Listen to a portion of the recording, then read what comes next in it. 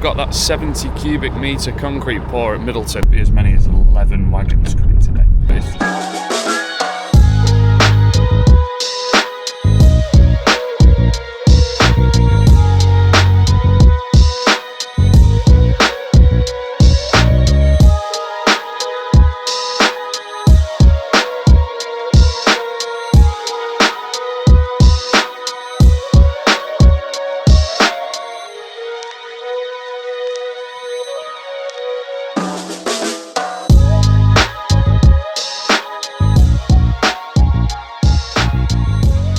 Drum mixers from Breedon's today, and they're going to try and work as fast as they can getting wagons here when wagons leave, because obviously it's a lot of concrete.